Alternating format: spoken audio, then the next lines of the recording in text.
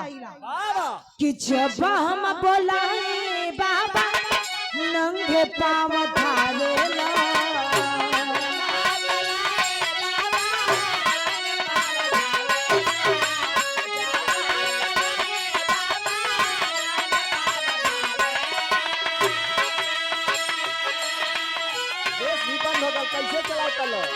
जब हम बोलाए बाबा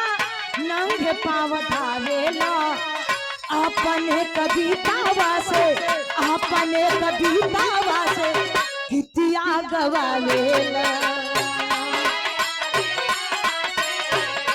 बहुत जगह भैया देखा ढोलक का बेस बंद हो गई है, थोड़ा ध्यान दो ढोलक का बेस और लाल वाली माई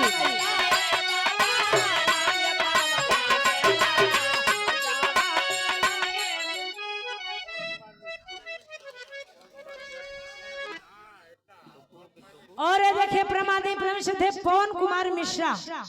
बड़े भैया की ओर से पुनः एक देखिए 51 वेदे के सम्मान किए छोड़ो में प्रणाम आशीर्वाद की चाह रही है। अच्छा बिल्कुल बिल्कुल हो जाए तो यार बिल्कुल हो भैया भैया भैया साउंड वाले भैया थोड़ा ध्यान दो। हेलो हेलो साउंड वाले भैया थोड़ा ध्यान दे दा। जावेद भैया थोड़ी ध्यान दा। राजनाथ पाल बड़े भैया की ओर से लेढ़ूपुर की पावन धरती से 51 वेदे के सम्मान के चढ़ो में प्रणाम आशीर्वाद के चार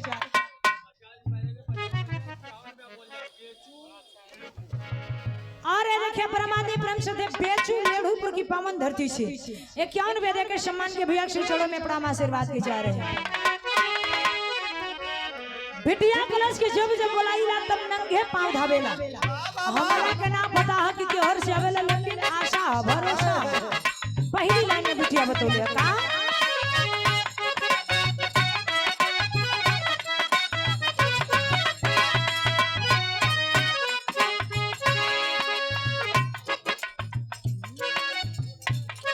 पहली लाइन में बिटिया बतौलिया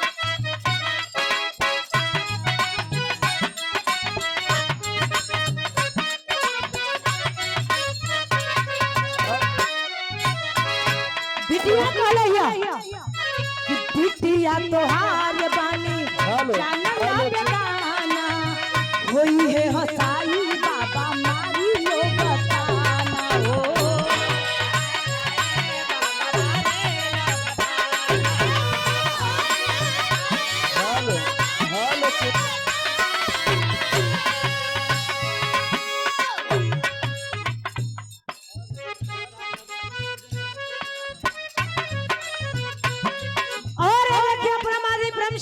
समाज के लिए जीना समाज के लिए मरना हर गरीबों के दिल के धड़कन आदरणीय परम पूज्य परम सम्मानित सत्कार ढाबा के मलिकार महोदय शिव पूजन यादव बड़े भैया रामनगर सिंघी ताले की पावन धरती से बड़ा सम्मान और बड़ी प्यार है और आदरणीय परम पूज्य परम सम्मानित आशीर्वाद आटा के मलिकार महोदय सुनील यादव बड़े भैया के श्री चरणों में प्रणाम आशीर्वाद की चाह रही है और हम चाहते हैं कि भैया हम लोग के सामने आ जाइए देखा ना वो लोग बिटिया तोहार बने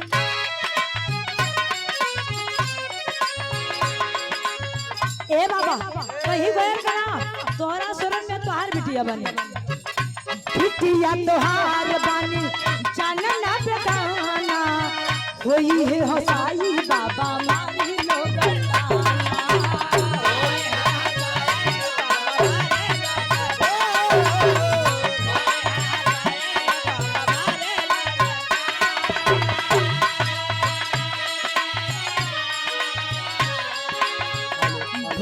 भगवान वाला नतवानी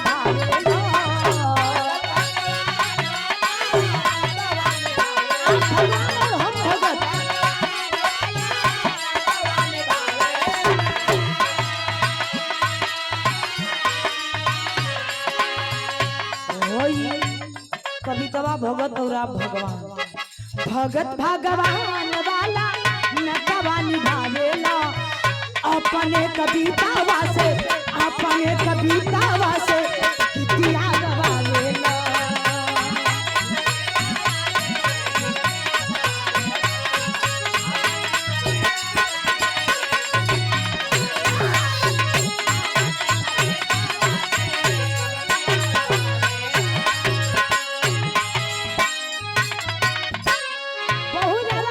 बतियावे के हो और ना बहुत ज्यादा गावे के हो।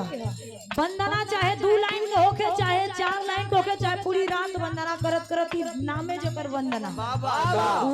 वंदना कभी वंदना होला। यही से आखिरी लाइन में बिटिया बतौले है कहाँ